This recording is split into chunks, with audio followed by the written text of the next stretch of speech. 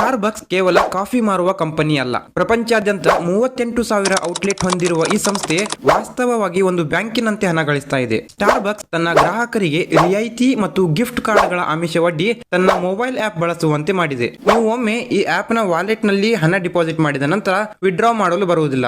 ಆದ್ದರಿಂದ ನೀವು ಅವರ ಪ್ರಾಡಕ್ಟ್ ಗಳನ್ನ ಕೊಂಡುಕೊಳ್ಳುವುದರ ಮೂಲಕವೇ ನಿಮ್ಮ ವಾಲೆಟ್ ನಲ್ಲಿರುವ ಹಣವನ್ನ ಬಳಸಬಹುದು. ಸದ್ಯಕ್ಕೆ ಸ್ಟಾರ್ಬಕ್ಸ್ ನ ವಾಲೆಟ್ ನಲ್ಲಿ ಗ್ರಾಹಕರು ಇಟ್ಟಿರುವ ಹಣ ಸುಮಾರು 13,000ದಿಂದ 15,000 ಕೋಟಿಗಳಷ್ಟು. ಈ ಹಣವನ್ನ ಸ್ಟಾರ್ಬಕ್ಸ್ ತನ್ನ ಉದ್ಯೋಗಿಗಳ ಸಂಬಳ ಮತ್ತು ಹೊಸ ಔಟ್ಲೆಟ್ ವಿಸ್ತರಣೆಗೆ ಬಳಸಿಕೊಳ್ತಾ ಇದೆ. ಒಂದು ವೇಳೆ ಈ ಹಣವನ್ನ ಬ್ಯಾಂಕ್ ನಿಂದ ಸಾಲ ಪಡೆದಿದ್ದರೆ ಅವರು ಕೋಟ್ಯಾಂತರ ರೂಪಾಯಿ ಬಡ್ಡಿ ಕಟ್ಟಬೇಕಾಗ್ತಿತ್ತು. ಆದರೆ ಗ್ರಾಹಕರ ಈ ಹಣಕ್ಕೆ ಅವರು ಯಾವುದೇ ರೀತಿಯ ಬಡ್ಡಿಯನ್ನ ನೀಡುವುದಿಲ್ಲ. ವರದಿಗಳ ಪ್ರಕಾರ 5ರಿಂದ 10% ಗ್ರಾಹಕರು ತಮ್ಮ ವಾಲೆಟ್ ನಲ್ಲಿರುವ ಹಣವನ್ನ ಬಳಸುವುದನ್ನೇ ಮರೆತಿದ್ದಾರೆ ಅಥವಾ ಅವರು ವಾಲೆಟ್ ನಲ್ಲಿರುವ ಹಣವನ್ನ ರೆಡೀಮ್ ಮಾಡಿಕೊಳ್ತಾ ಇಲ್ಲ. ಅಂದ್ರೆ ಸುಮಾರು 17,000 ಕೋಟಿಗೂ ಹೆಚ್ಚು ಹಣ ಯಾವುದೇ ಸೇವೆಯನ್ನ ನೀಡದೆ ಸ್ಟಾರ್ಬಕ್ಸ್ಗೆ ನೇರವಾಗಿ ಲಾಭವಾಗಿದೆ.